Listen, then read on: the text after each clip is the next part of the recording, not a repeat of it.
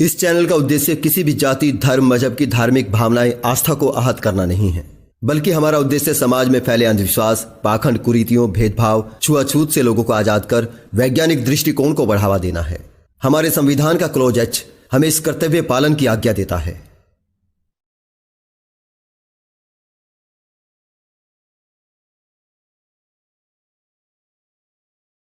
दोस्तों, सनातनी चिंटू कहता है कि हम सनातनियों ने दुनिया में सबसे महानतम खोज की है। अब ये सुनते ही मैंने सोचा यार चलो देखते हैं कि इन सनातनी चिंटू ने क्या ऐसा खोज रखा है जिसने मानव समाज के विकास में और उसकी प्रगति में झंडे गाड़ रखे हैं। तो जब मैंने उसी महान खोजों को खुद से खोजा तो मुझे बहुत मज़ा आया। तो मैंने सोचा कि चलो ये मज़ा हम पूरे हिंदुस्तान को देते हैं। दोस्तों, सनातनी चिंटू द्वारा खोजे गए कुछ महान आविष्कारों को मैं आपके सामने बताने जा रहा हूँ, और जब मैं बताऊंगा तो आपको कमेंट बॉक्स में बताना है कि यह इंसानों के लिए और इंसानी सभ्यता के प्रगति के लिए कितने महत्वपूर्ण थे और हैं। तो सनातनी चिंटू, अपनी धोती अच्छे से बांध लेना क्योंकि ये उड़ने वाली है। खैर, चलिए शुरू करते हैं बिना ईश्वर के नाम लिए। दोस्तों, तो इन महानतम सनातनी आविष्कारों की खोज में जब मैं निकला तो मुझे सबसे पहली आविष्कार जो मिली, जो दुनिया के किसी भी देश के अंदर नहीं है, वो थी जाति।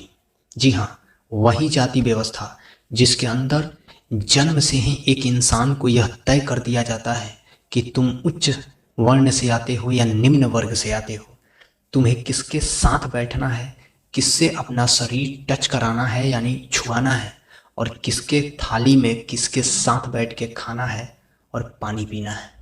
जी हाँ, यह दुनिया के किसी भी देश में नहीं पाया जाता है जहाँ जन्म से जाति के आधार पर यह तय कर दिया जाए कि तुम छूने योग्य हो या नहीं।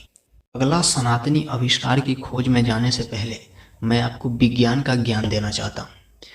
आपको बता दूं कि दुनिया के किसी भी क्षेत्र में यदि आप किसी वस्तु को जलाते हैं तो उसमें ऑक्सीजन की खपत होती है, यानी ऑक्सीजन की आवश्यकता होती है। प्रस्तुत है महान सनातनी खोज हवन। जी हाँ, इस प्रक्रिया को देवताओं को खुश करने के लिए आम की लकड़ी, घी और भी बहुत से सामग्री को एक साथ जलाया जाता है, जिससे ना कि ऑक्सीजन की खपत होती है बल्कि भारी मात्रा में ऑक्सीजन का उत्पादन होता है। नोट, ध्यान रहे कि यह प्रक्रिया सिर्फ भारत में ही काम आता है। विदेशियों, तुम्हारी औकात नहीं है ऑक्सीजन उत्पादन करने की। अगले आविष्कार को जानने से पहले मैं बायोलॉजी के छात्रों को यह निर्देश देना चाहूँगा कि आप अपने अगल बगल पड़े कुर्सी पर बैठ जाएं, फिर सुने वरना चक्कर आ सकता है। दोस्तों, अगला आविष्कार है खीर से महिलाओं को गर्भवती करना और बच्चे पैदा करा देना। जी हाँ, इस विज्ञान का बखूबी इस्तेमाल रामायण के अंदर आता है। जब 60,000 साल के राजा दशरथ पुत्र प्राप्त करने में असमर्थ हो जाते हैं तो उनकी पत्नियों को खीर खिलाकर बच्चे उत्पन्न कर दिए जाते हैं, जो कि राम, लक्ष्मण, भरत और शत्रुघ्न के रूप में तेजस्वी पुत्रों की प्राप्ति भी होती है। तो ये विज्ञान सिर्फ सनातन धर्म में पाया जाता है, बाकी दुनिया के किसी भी देश में यह खीर से महिला को गर्भवती करने का विज्ञान काम नहीं करता है। अद्भुत और अविश्वसनीय सनातनी आविष्कार को बताने से पहले मैं गैर सनातनी और गैर हिंदू से यह सवाल पूछना चाहता हूँ कि क्या तुम अपने मरे हुए पूर्वजों को खाना, सोना, चांदी जो भी देना चाहते हो दे सकते हो? नहीं ना। लेकिन सनातन धर्म में पिंडदान नामक एक ऐसा आविष्कार है जिसमें आप कुछ डिलीवरी बॉयज़ को, जिनकी पहचान मैं बता देता हूँ, उनके पीछे अंटीना यानी चिरकी लटकी होती है और वह बड़े बड़े चंदन और टीका लगाते हैं और लंबे लंबे गप हाँकते हैं। यदि आप उन डिलीवरी बॉयज़ को खाना खिलाते हैं, धन दौलत, सोना चांदी, हीरा मोती या कोई भी सामान उन्हें देते हैं, तो वह सीधे आपके मृत पूर्वजों तक पहुंच जाता है। आज के आधुनिक विज्ञान वाले लौंडे ऑनलाइन जोमेटो और स्विगी से खाना घर पे डिलीवर करके अपने आप को 30 मार खां समझते हैं, और हम कुछ डिलीवरी बॉयज़ को खाना पीना देकर अपने मरे हुए पूर्वजों तक खाना पहुंचा देते हैं।